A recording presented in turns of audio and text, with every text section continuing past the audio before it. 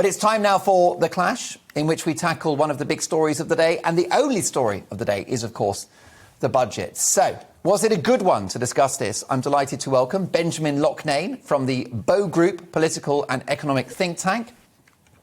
Alfie Sterling, Director of Research and Chief Economist at the New Economics Foundation. Peter Edwards, journalist and former editor of Labour List, and Conservative MP Sir Geoffrey Clifton-Brown. Sir Geoffrey, perhaps a good budget, but not a Conservative one. Well, I dispute that. What we're after is looking after everybody in society. And I think the cut in the taper for people in low-paid jobs before they start to lose out on universal credit from 63 to 55% was one of the most crucial bits of the budget, showing that we really do care for everybody. It's a budget to encourage work, and it's a budget that will encourage business through innovation, through research, through cuts in rates, and above all, it's a budget for increasing skills and education in this country. There's nothing more important for the future of our country than to give our youngsters the best possible education and skills that we can. And Geoffrey, the highest tax burden on the public since the 1940s.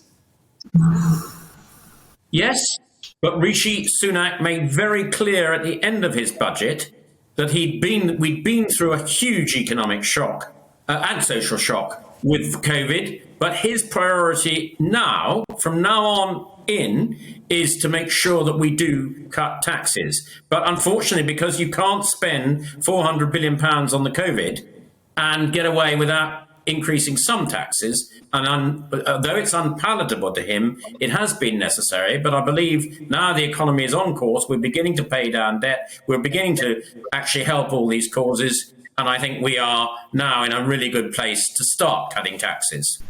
Alfie Sterling, billions for the NHS, schools and house building, but Labour say it's not enough. What's your view? Well, I mean, on department spending, it's clear that austerity's ended in the sense that we're no longer cutting. Of course, that just means it's just stabilised things, and we're nowhere near back to our 2010 levels in any department, really, outside of NHS and education.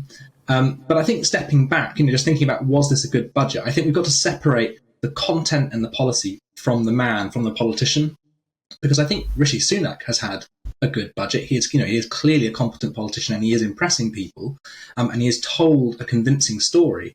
The problem is that story unravels as soon as you start to look at the content. And just to take two examples, the country is facing two major crises at the moment. One is public health, one is climate change. And yet this budget cut taxes on air travel and cut taxes on alcohol. It sort of beggars belief, let alone in the week before COP. And then just to take the second example, both the Chancellor, Rishi Sunak, and the Prime Minister have talked about a high pay economy. They've repeated this phrase again and again.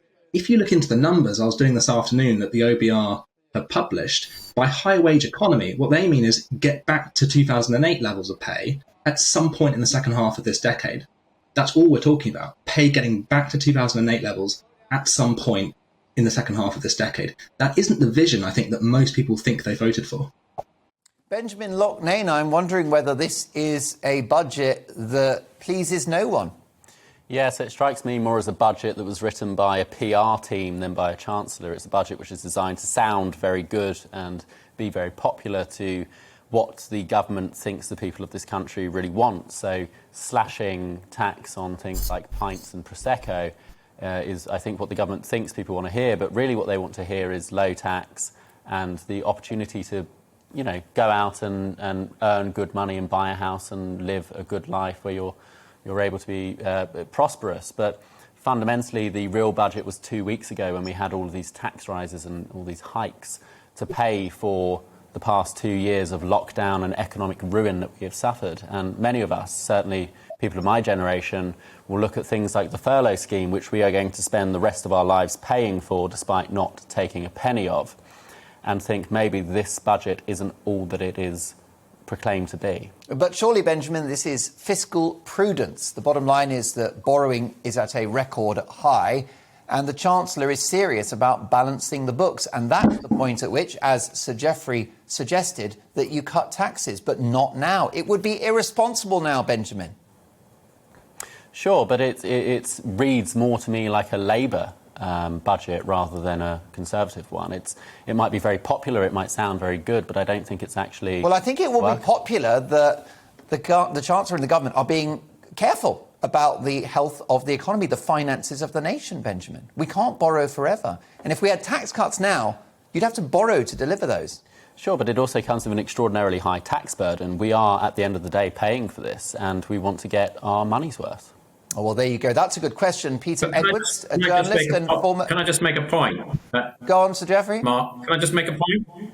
Go for it. We've had an extraordinary economic shock, Benjamin. We've had to spend £400 billion on dealing with the COVID. Nobody wanted that. To say we're in economic ruin is I mean, the Chancellor didn't want that. We have to deal with the situation as it is, not the situation we would like it to be. And a responsible Chancellor carrying out the furlough scheme, which you criticise so much, we were predicting a huge wave of unemployment.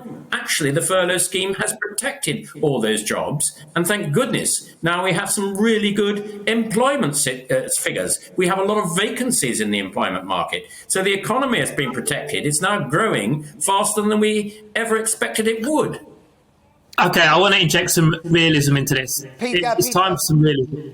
Today was a mixture of incompetence and ideology, and it just doesn't work. It's incompetent because the national debt is rising this year, it's rising next year, it's rising the year after that. If we're lucky, if the government, the economy get a fair wind, it might start to come down a bit, but who knows? And it was a mixture of ideology because I heard people talk about tax cuts. The biggest and most notable tax cut today is for the banks. We've had this enormous squeeze on living standards, an economic and health shock. We've been told we're going to have inflation of up to 5%, a bigger cost of living crisis than the one in the Ed Miliband, David Cameron era. And the response to that is to cut the taxes for the banks. And everything we've heard about, is this more borrowing? Is this left-wing? Borrowing is not left-wing. And what we've actually seen today is incoherence, where there's an attempt to partially row back from the previous Tory failures. They scrapped the universal credit uplift and have done some tweaks to universal credit today. We had 10 years of undermining the NHS financially and rhetorically, and we had some money for the NHS. We had savage cuts to the court service. Remember, if you're a victim of crime or in a legal and financial dispute, you've already suffered from that, and the pittance is going into the courts now is too late. These are half. That really is absolute nonsense.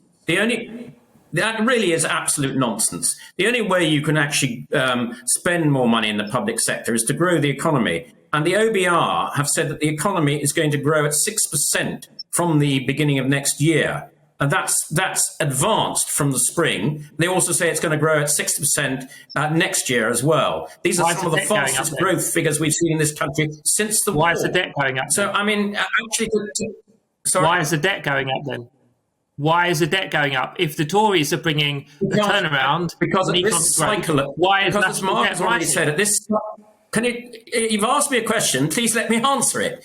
This cycle in the economy, the necessity is to support the public sector, to put more money into the health service, to reduce the backlog, to put more money into education, to make sure that people have skills and the education to catch up through the COVID. This is necessary at this stage in the cycle. But the Chancellor's made it very clear that he wants to bring the debt down, because if we get another economic shock, we need to be in a better position than we are now. But we have to deal, as I've said to Benjamin before, we have to deal with the situation as it is, not as we would like it to be. You can't spend, and I repeat again, 400 billion on the COVID and then still carry on as if nothing had happened.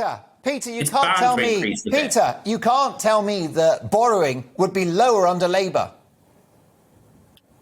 Things would have been very different under Labour because, first of all, we wouldn't have had 10 years of austerity. No, let me answer. Lockdowns, more borrowing, a bigger deficit, financial ruin. Park lockdowns, I think you're a bit obsessed with lockdowns Let's Yes, talk I about am. what's happening Because we've just today. received the bill, £400 billion, one of the highest COVID death rates in the world. Wasted money. Exactly. You're contradicting yourself then, because you're saying you're anti-lockdown and we've got one of the highest death rates in the world. So you can't have both those criticisms because they mean different things. Let's go back to the point about debt. The lockdowns did not have the desired effect. We did not get the bang for our buck. Let's talk about the budget, because I'm very happy to talk about lockdowns, but I suspect viewers have heard it many times already. So Geoffrey said earlier... It was the lockdown budget. Hold on. What the reality is, we're going to be having lockdown budgets for the next decade because of their impacts on the public finances of the health crisis. So Geoffrey said earlier, he used the phrase paying down debt. There has been no debt paid down. The debt is going up this year. The debt is going up next year. The debt is going up year after that. We have to be honest about that. But that's lower than it would have been under Labour, who want to give everyone a pay rise and who have said today, Peter, that it's not enough cash. Well, I don't think it is enough. How but much Labour do would have they grown the want? economy. Labour would have grown the economy. So first of all, remember, David Cameron and George Osborne pulled the rug from under the economy again and again and again and again and again. You an archaeologist, where did you find Peter, those names from? That was a decade ago. Sir Geoffrey? So what would you have actually cut out of that £400 billion spending during COVID? Would you have cut out the furlough? Would you have cut out the various business loans to support businesses? Would you have cut out the extra spending for the health service? What would you have actually cut out? What did we spend this £400 billion on that you wouldn't have spent it on? Geoffrey, I think you're digging yourself into a slightly bigger hole ideologically. I haven't suggested that we would have cut the furlough spending. I think furlough was a good thing, although it was a blunt instrument. Labour would have grown the loans to the business, economy. and the loans to business, and the loans to business to support businesses going bust. What about Geoffrey, that? I think you're looking for an enemy, but you won't find one in me. No, I'm not. Labour has not called for less support for business.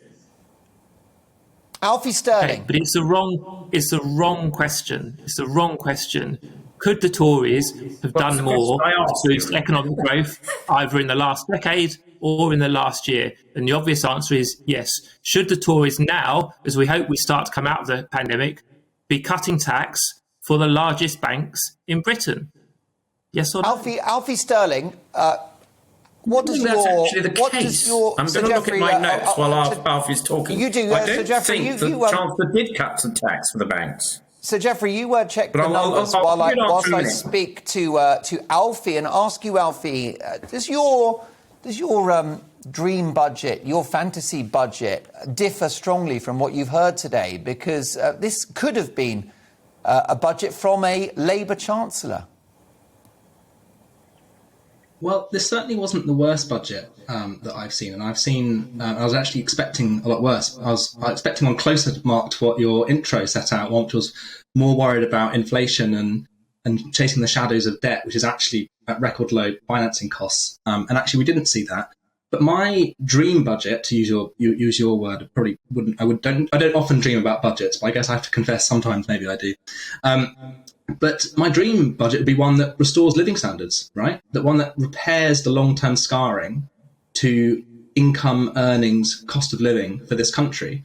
And this budget hasn't done that. Alfie, what about the economy? What about GDP? What about national income? Surely that's the priority. And then everyone wins.